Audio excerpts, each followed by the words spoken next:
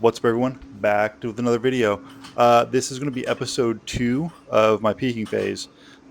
Same week as the last video, we're doing push press and deadlifts today, and it's 60% at 3 sets of 5. So, again, nothing like heavy, not a lot of sets, not a lot of reps, keeping the volume down, no accessories, just lift quickly and get out and throw.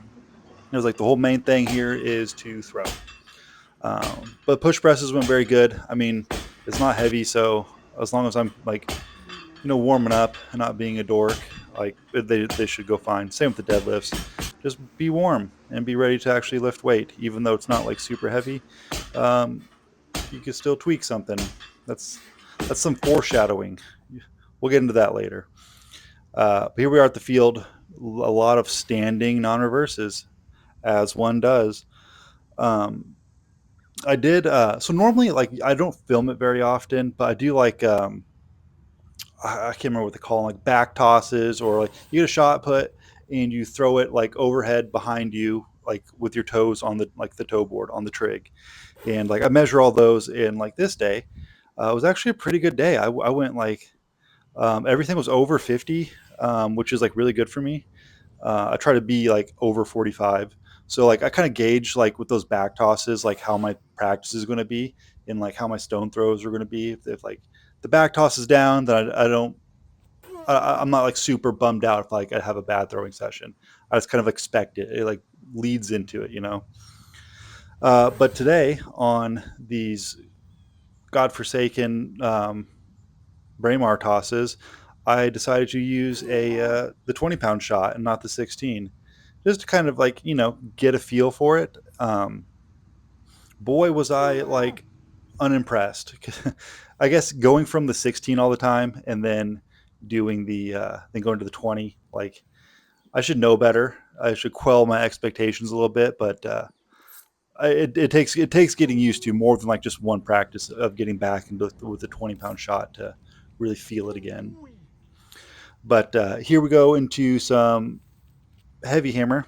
If you notice those first couple, I'm doing like one winds. I'm like a dynamic start, like one wind, and like finishing it and measuring those, see how far they go.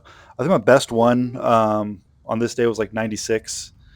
They do get a lot better than that, I believe, throughout like the coming weeks. But that's kind of like my baseline is like 96 for the one wind, and the light hammer I did the same thing, and my best was like 113, and then 117 on a different day. Um, but these heavy hammers were all pretty good. Only one of them was under 100. Um, and the rest were like 102, 106, 103, stuff like that. Pretty good tosses. Not mad at them all at all. Then we go into the light hammer, as you see here. This was actually a really good light hammer day. Everything's over like 120. Nothing over like 130 or anything, but that's kind of to be expected for me in practice. If I can get like a few of them in that 125 range, I'm pretty stoked on that. I can, that's good. Um, but yeah, like on this practice, I'm just really trying to like right there, you see like that was probably my biggest one of the day. That one where I'm like trying to really counter on my finish, like my shoulders back, so I can have that release point like high. I used to release really low, like it'd be kind of from like my hip height, and the higher I release, the further it goes, as that makes sense, right? So we're just really trying again. We're just trying to push that like that implement releasing as high as possible. So I'm not a giant individual. So the more height I can get on the release, ideally like realistically, I think the further it's going to go. So then we jump into some sheaf out in the front yard. Sheaf practice is weird because it's always like kind of decent as long as it's landing behind me. I'm always like, yeah, that's a good toss. So I'm not throwing over standard. I do have branches and stuff like I've talked about before that I aim for, and generally I set my camera up in the same way every time. Actually this time is different, um, where I try to keep the same amount of like tree, in frame, so I kind of have a good idea of like how high they're going comparative to like other weeks. And it's not, I mean, it's not scientific at all, but that's kind of like what I do to like gauge where I'm at. But this practice, like all of them, are generally pretty decent. I don't have to work too hard on Chief these days. It seems like maybe I should. Maybe I should work harder at it, and maybe it'll like go better. But like, it is one of my better events. Um, I do have a couple here that are towards the end that get a little wonky, and that kind of tells me it's time to wrap it up and move on. Yeah, like that one just kind of shoots off. Time to call it. Time to move to the backyard and throw some wob in the tall grass. I did mow after this because the tall grass is a problem. But this wob session wasn't good.